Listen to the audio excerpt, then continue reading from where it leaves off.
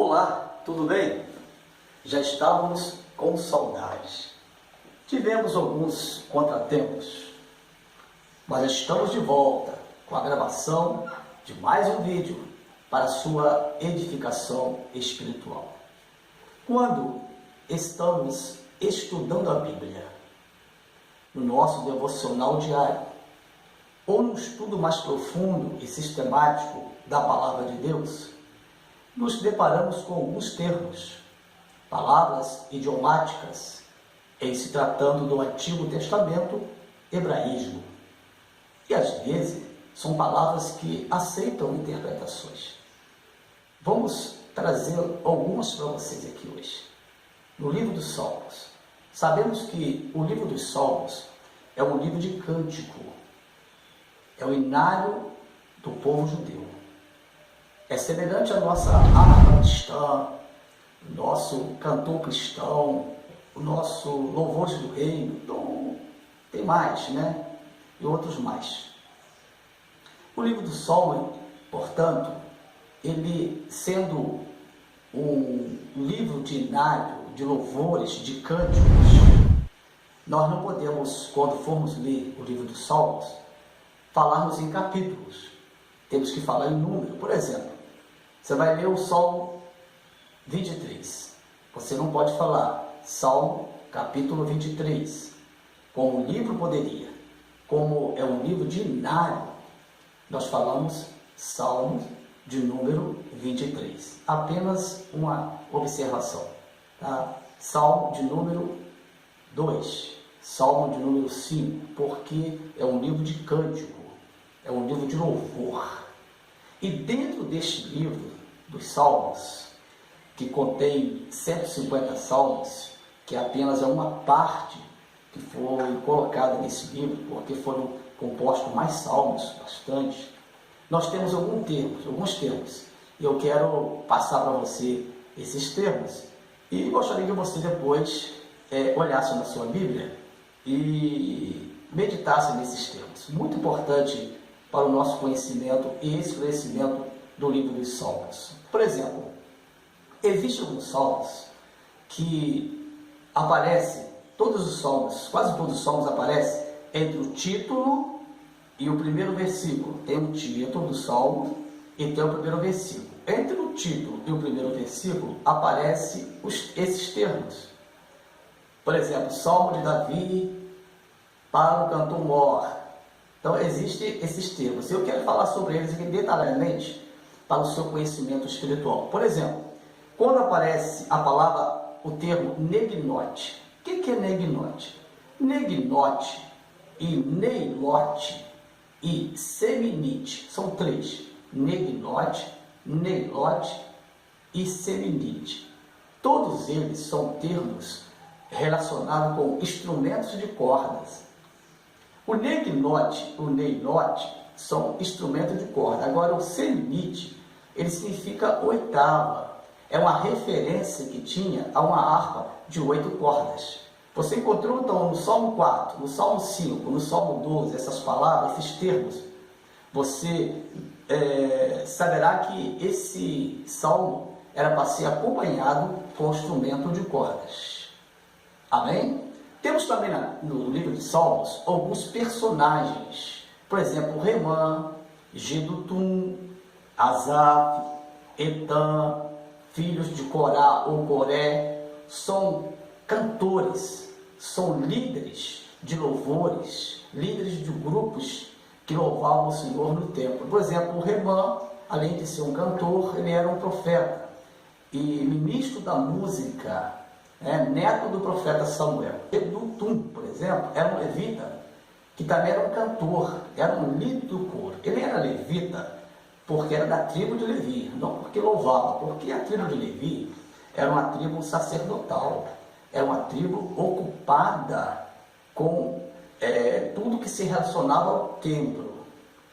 Dentro dessa tribo de Levi tinha os descendentes de Arão, que eram os sacerdotes. Aqui no caso do Gedutum, do Asaf, também um levita, que liderava a música no templo, o Etan, que era um cantor, os filhos de Corá e Coré são descendente do Coré ou Corá, né? Uma Bíblia fala Corá, outros falam Coré, da rebelião lá em Números, quando Coré, Datã e Abirão se rebelaram contra Moisés. Mas mesmo assim, esses filhos de Corá sobreviveram e Deus deu a eles um cargo de levitas na casa do Senhor.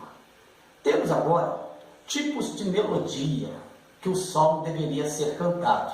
Tem um salmo, por exemplo. Que tipo de melodia que este salmo tem que ser cantado? Então, aparecem algumas palavras lá entre o tema e o salmo. Quando você lê, você vai lembrar. Por exemplo, no Salmo 57, aparece o termo altachete. No Salmo 60, aparece o termo Suzan Edut. No Salmo 45, aparece o termo Sozanim. No Salmo 56, aparece o termo Jonate Elem Recoquim. Esses termos, quando você encontrar eles, não somente nestes salmos que eu falei, mas em outros salmos, abaixo ali do título, você lembrará que são a referência ao tipo de melodia com as quais o salmo deveria ser cantado. Tipo de salmos ocasionais. Temos também os tipos de salmos para determinada ocasião.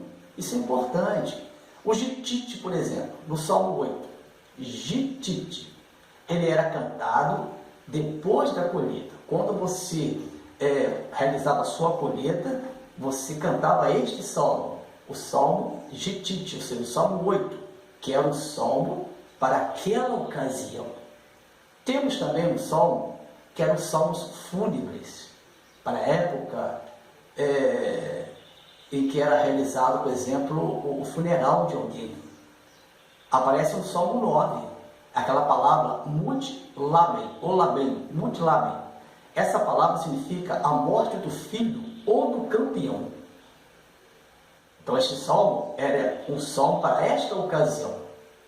Temos também no Salmo 22 o termo Aigelet Haz Saar. Aigelet Haz Saar era um salmo messiânico. Se você verificar lá o Salmo 22, você verá que o salmo é messiânico. Era um salmo em relação ao Messias. Por isso aparece esse termo abaixo do título.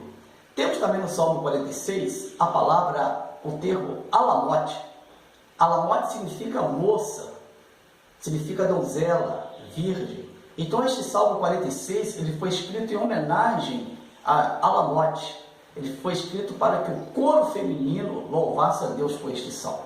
Temos também no Salmo 53 o termo Maalat, que é um cântico triste de salmo, que para aquela ocasião, você estava triste, você cantava o Salmo 53, Maalat. Marlat Leonote, é o Salmo 88, é um salmo que significa que alguma doença que você está sofrendo por humilhação. Aí dá o nome de Marlat Leonote, um salmo próprio para isso. Sigaion, salmo de número 7. Sigaion era um canto suave. O que eu mais gosto é o que vem a seguir, Masquil. Masquil, no Salmo 32 e outros mais salmos, teve vários Masquil, é uma instrução, um discurso em verso, uma meditação, ou seja, é um louvor suave, um louvor reflexivo, um louvor para a meditação, que eleva a sua alma diante de Deus. Continuamos. Temos no Salmo 119, temos ali algumas palavras antes de cada parte de 8 versículos. Essas 22 consoantes que aparecem ali são do alfabeto hebraico. Quando você abrir o Salmo 119, você vai encontrar Aleph, Bet, Gimel, Dalet. Isso são nomes das consoantes do alfabeto hebraico. Parece também muitos salmos, por exemplo, o Salmo de Davi para o cantor mor. O que é cantor mor? Cantor mor é o cantor maior, é o maestro, é o que regia o coro no templo. Quando você encontrar essa palavra, você não vai esquecer. Cantor mor, cantor maior, o maestro. Temos também Cântico dos Degraus. Você já viu isso? Cântico dos Degraus. Aparece do Salmo 120 até o Salmo 134. São 15 salmos chamados Cântico dos Degraus. Era um cântico que os peregrinos cantavam quando vinha para Jerusalém, para o templo, para adorar a Deus. Então esses salmos, esses 15 salmos, eram próprios para esses peregrinos que vinham para Jerusalém, para as festas, e vinham cantando no caminho estes salmos até chegar em Jerusalém para a adoração no templo. Muito lindo isso. Temos também o termo Miquitão. Miquitão é um salmo misterioso, um salmo excelente. Transmite a ideia de expiação dos pecados. Onde tem esse salmo? Alguns, mas tem o Salmo 60, que é o Miquitão, que é um salmo que fala da expiação dos pecados, de forma excelente, misteriosa. Temos também o Rigaion. Rigaion aparece no Salmo 9 e no versículo 16. Somente ali, no Salmo 9, no final do versículo 16, aparece essas duas palavras que são as finais hoje. Rigaion e Selar. Rigaion é uma meditação. Após a pausa, selar, você seguia o sinal de meditação. Ou seja, você está louvando a Deus, você para e passa um período em meditação com Ele, sobre o que você acabou de louvar. Muito importante isso.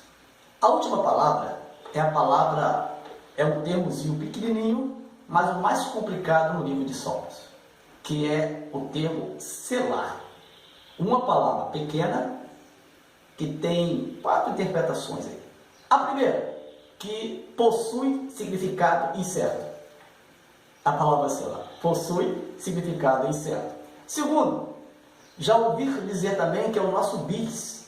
Conhece o nosso bis? Está louvando o Senhor, aí tem um bis no final ali entre parênteses. É sinal que você tem que repetir aquela frase que você acabou de falar.